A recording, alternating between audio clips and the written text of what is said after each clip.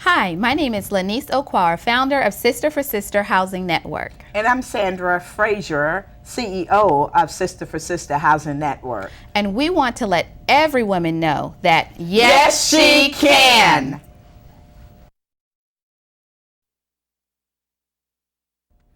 Good evening, ladies and gentlemen. I'd like to welcome you to another episode of Second Chance. This evening, my guest will be representative from Sisters. Sit back, grab yourself a paper and pencil, and enjoy the show.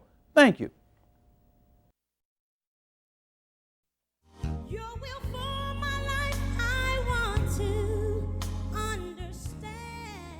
Good evening, ladies and gentlemen. I'd like to welcome you to another episode of Second Chance. Today, I have two guests from Sister for Sister Housing Network, Ms. Laniece Okwara Yes.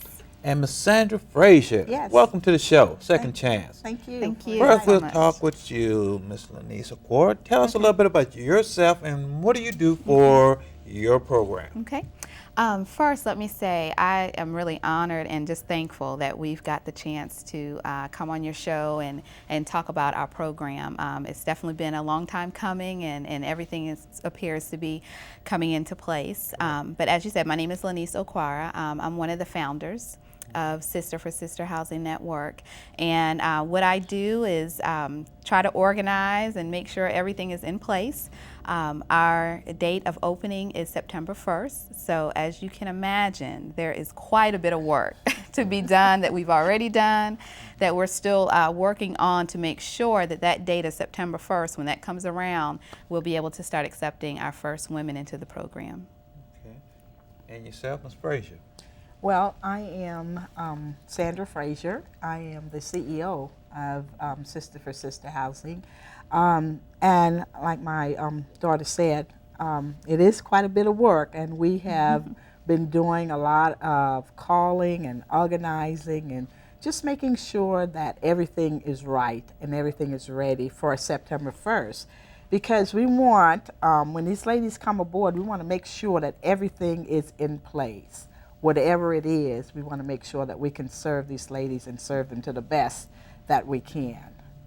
Okay, we're going to start getting deep. What made your organization choose to focus on the foster care and ladies in substance abuse? Well, good question, of course. Simply because there's a need. There wasn't a magical awakening or anything like that, but it's simply because of the need. I work as a social worker and have been doing so for, well, almost afraid to say almost 10 years now, but I've been working as a social worker, enjoy that line of work, and in doing what I do, I come across a lot of women that have substance abuse issues, that are in recovery from substance abuse, and I also work with a lot of women that were in the foster care system. And in so doing, when I started speaking with my mother, of course, this is my mom here, but when we started talking about the things that we can do to really help people, we decided that those are going to be the two groups of women that we really want to serve. What type of, okay, why basically, I mean, substance abuse, I know that's a big issue that we have in our community and stuff like that, but why that type of area? Well, Ms. Frazier? I guess the reason being, again, is it is a need, first of all, a big need. I've been working with the population, substance abuse women and men, but we focus on women. But I've been working with these women for years, 15, almost 20 years now. And I know that now that the missing link is having a safe housing, a safe environment to go to. And a lot of times, these women don't have that. A lot of times, these women have to go back to the same environment, which at some time it's abusive. Sometimes she doesn't have any place to go. Right. And so, in knowing that and working with this population, we decided, my daughter and I, we decided that, you know what, this is a goal that we can take on, that it's a need for it. We know that it's a need for it. And both of us being in the system working with these ladies, we really want to make this happen. And it will happen. September 1st is our opening date, and it will happen. It will. And I'll also want to interject there that with the aged out foster care population, you're talking 25,000 youth across the United States that are affected, that are turning 18 and don't have any support, and they are, you know, kind of left to on their own. They're left on their own. Funding stops supporting these children, and what happens, particularly with the women, when they turn 18, and if they don't have a place to go, they end up on the streets. And a lot of times they end up abusing drugs and alcohol. They end up trying to raise children when they don't really even know what it means to be a child themselves. So that's why it's just so important that we've chosen to focus on those groups of women. Okay, you've named your housing facility. What's the name of them, and why did you choose those names? Well, Cindy's House is the name of the home for children that have aged out of foster care. And that name, it takes me back a little bit because, let me see here, about 4 years ago or so, we decided to open a home for women that were in need. The only thing that women needed is if she needed someplace to go, we provided that housing for that person. And the very first person that called me was a case manager from another county. And she told me that she had an 18-year-old girl that was living in a shelter because she had aged out of foster care and didn't have a place to go. And it just touched me so much. I said, well, just come on down. Just get to Charlotte, and we're going to do what we can to help you. And her name was Cindy. And she came into the home. She had such a terrible past. It was just really, really touching.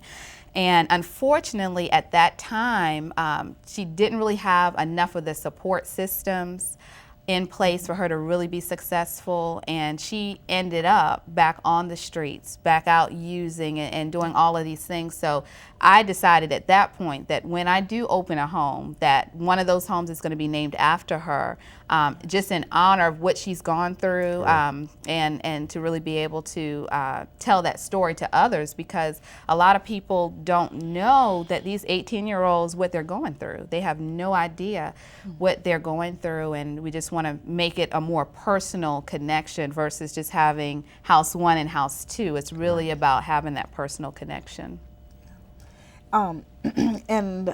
Kim's house represents a lot of Kims out there that is going through this problem with substance abuse, no way to live, sometimes sleeping on the streets. We ask these ladies to go to treatment, and then when they come out of treatment, they don't have any place to go. And I think that is really a shame, you know, because if we're telling these ladies, or we're suggesting, encouraging them, hey, you go get some help, and I'm going to go get some help like you suggest. And then when I come out, I have no resources. I don't have a place to go. I don't have money. I don't have anything. So then I end back up on the streets. And so here it goes again, that vicious cycle. I go back to drug using. I go back to an abusive relationship. I may have some children that has been taken away from me because of my drug use.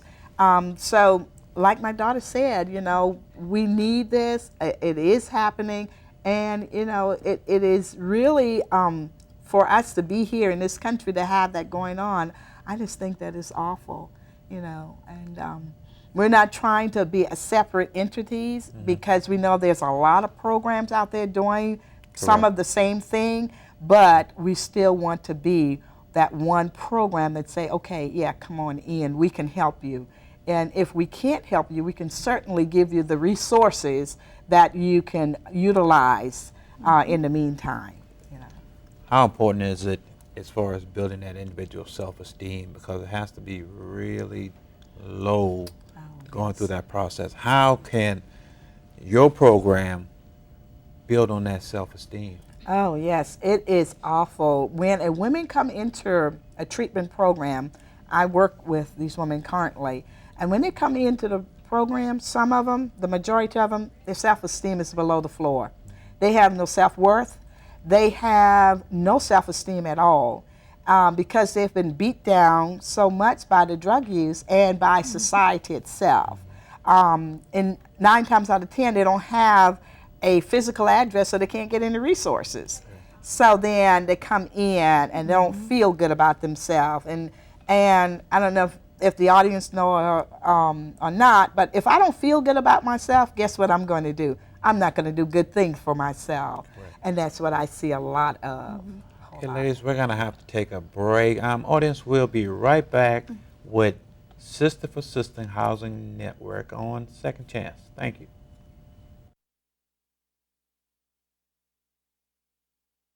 Times Square, crossroads of New York. Of all the homeless teens each year who step off the bus at a crossroads in their lives, the least prepared to survive and thrive have one thing in common: foster care. I didn't really think I would become homeless. I didn't have no other place to go. I was scared. I was really scared. Jasmine Rios has been in the foster care system since the age of 3, when she was taken from her alcoholic mother. Through the years, she was bounced from home to home, 5 in all. I got beat up, so I tried to fight back, but I didn't win. I just felt really bad about myself, and I felt like I was a loser. Each year, some 20,000 foster kids in this country turn 18 and get turned out. The University of Chicago reports less than 2/3 of them complete high school. Many don't have jobs, and their rates of arrest, health problems, and welfare dependency are far higher than the population as a whole. On her 18th birthday, Jasmine aged out of foster care with little but the shirt on her back. Jasmine found that when the government closes doors, providing little help as these kids age out, faith-based groups open theirs. A block from that bus terminal, she found Covenant House, a Catholic crisis center for runaway teens that provides food and a warm bed, no questions asked. Our experience is that when somebody ages out of foster care, they do not have the skills to live on their own. So within a fairly rapid period of time, they're accessing the shelter system.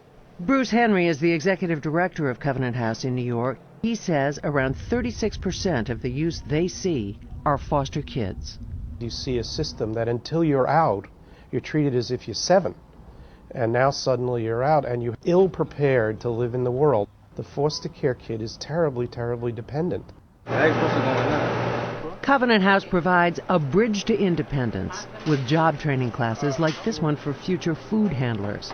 Covenant House also provides job placement, health care, and counseling. It's part of the Rites of Passage program, where 20-year-old Basim Miller has been for the last 3 months.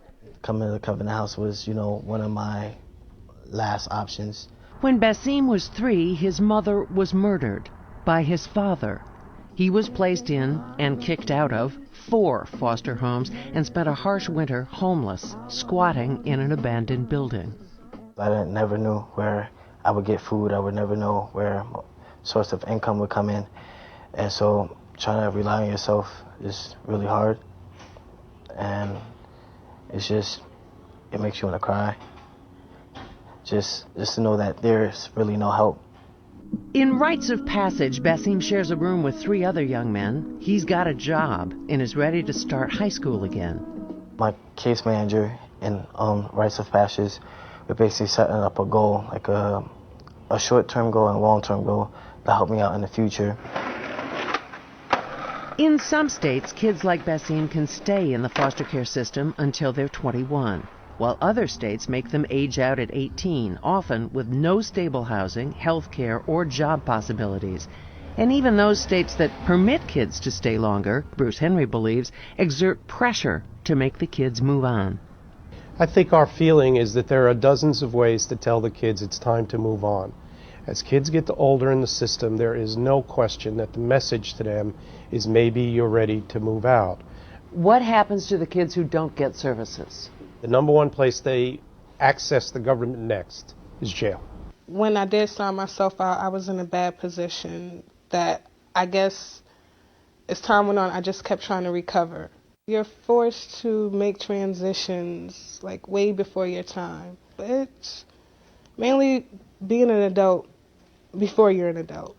Elisa Breeden was 15 and not getting along with her mother when she was sent into the foster care system, living in 4 different homes, 1 3 times. Did that make you angry?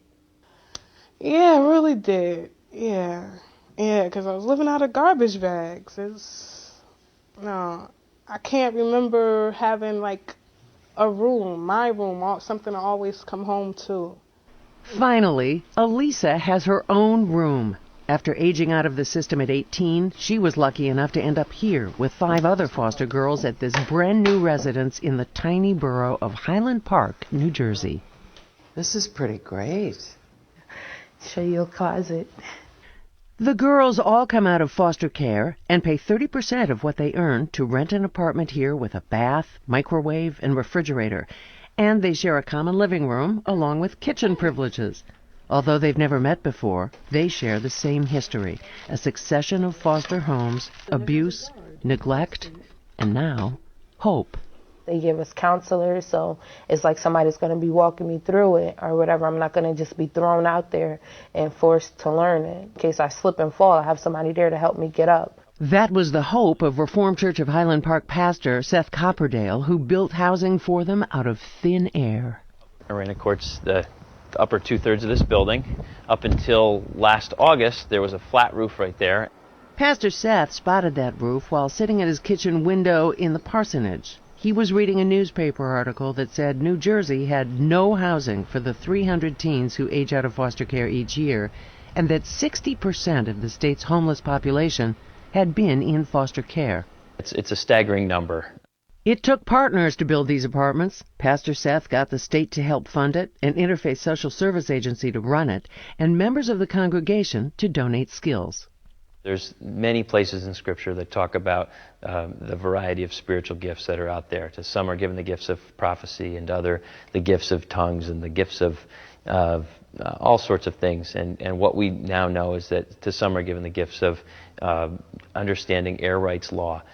Like Rob Rosiner, an attorney who structured a complex deal to subdivide the airspace for housing.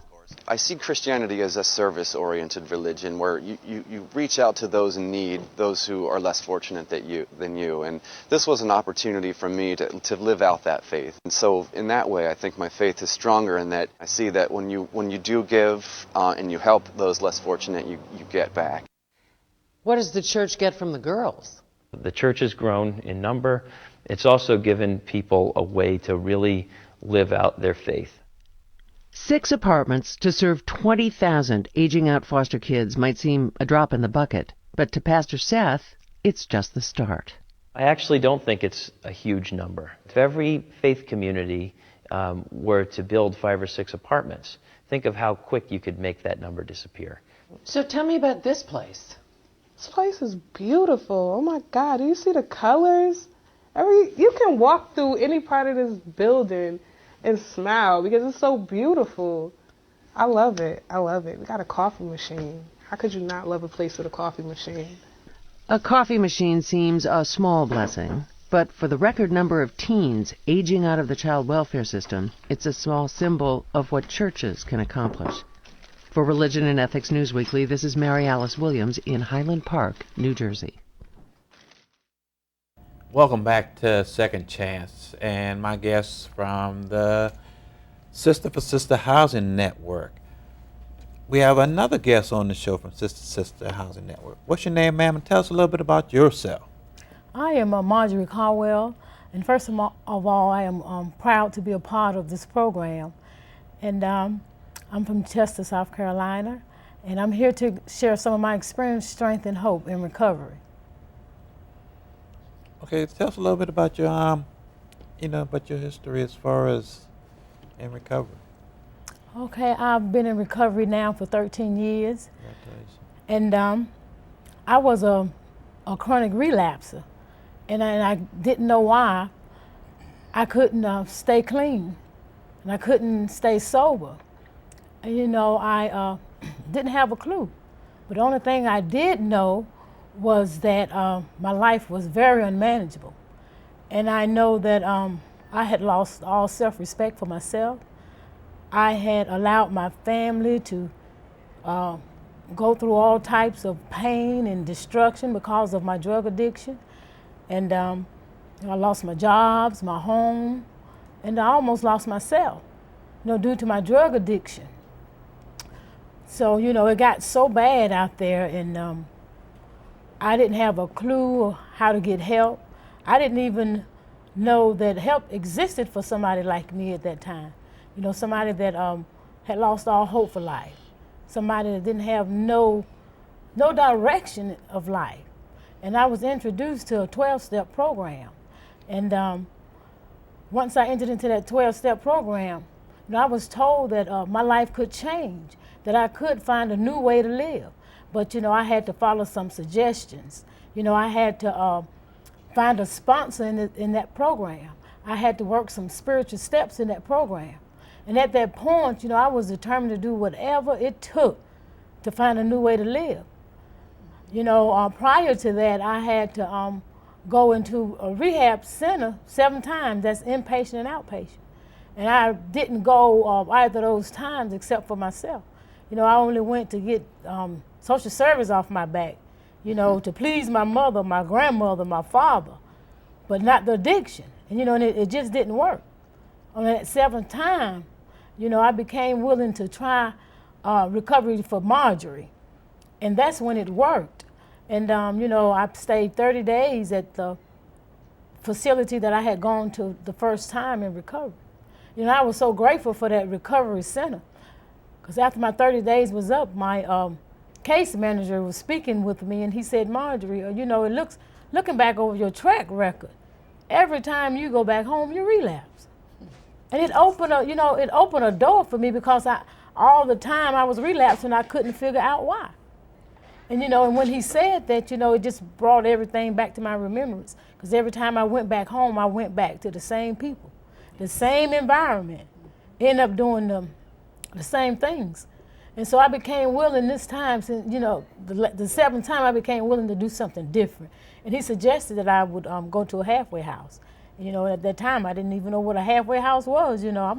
I was picturing a big house cut in half.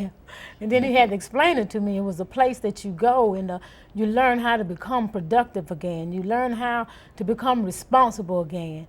And you had to do chores, and you had to pay rent.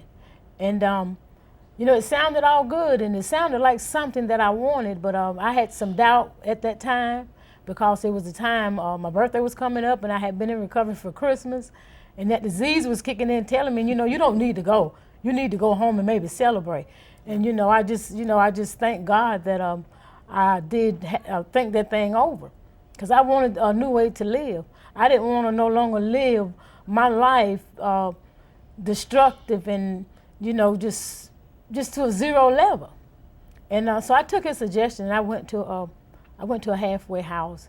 And the halfway house is in Columbia, South Carolina. And I had to do chores, and I had to find a job. I had to pay my way through. I had to learn all over again how to become responsible, even to make up my bed, because, I didn't even have the ability to do it, because I didn't sleep in it. I was all the time out there trying to find means and ways to support my addiction. And, I'm just so grateful for that halfway house, because had it not been for that halfway house that saved my life, I wouldn't be here today. And I'm just so grateful. And, I just like to say to any woman and women that's struggling out there that there is a new way of life. And this house that we're trying to promote can give you the same thing that the house that I attended gave me, a new way of life. And today, I reach out to women that's still suffering. I sponsor women that's still suffering and trying to find a new way of life. I make meetings. I do I do service work, and I do whatever I need to do to help people in recovery. And this is definitely a dream come true for me, because 13 years ago, this was in my heart. And I never thought that it would come to pass. And I'm just so grateful to be a part of it. And that's an outstanding story, ma'am. What type of experience will you think you'll be able to get, Ms. Frazier, from someone like this who's been through that experience? The whole purpose of me asking recovering addicts to be on our board is to share their strength and hope, and to let the other women that's in the house know that, you know what, if they can do it, I can do it. And like our motto said, yes, she can. We know that she can, because we have a living witness right here, to let the women know that you can if you really want this thing. But it's hard work, but it's not impossible. It's certainly not impossible. We're running short on time. If someone wanted to get in contact with you, how would they go about doing that? Okay, we're on the web. It's www.sisterforsisterhousing.org, or they can reach us by telephone at 704-350-5751. And like we said, we'll be open September 1st. We'll start taking our referrals, and the house will be ready for whoever needs that help and need that support. Okay, when someone wants to come into your program, exactly what type of educational training will they be receiving? Okay, good.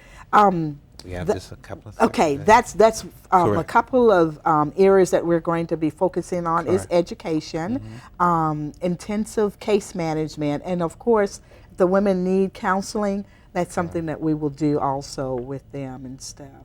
But we certainly need to let them know that once they get in the house, we're there to help them to become self-sufficient and productive citizens. Ladies, I'd like to thank you for coming on Second Chance, educating the community on the services that you provide to us. Audience, this show is for you.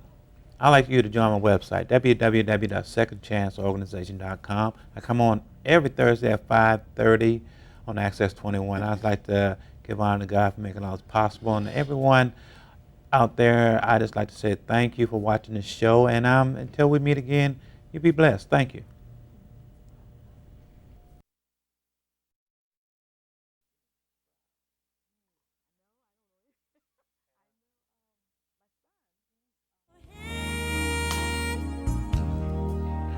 If you're dealing with the issues of substance abuse, domestic violence, anything that's dealing with a second chance life, join me every Thursday at 5:30 on Access 21, where we have information about getting you a second chance at life. Every Thursday at 5:30, second chance. You have a good day.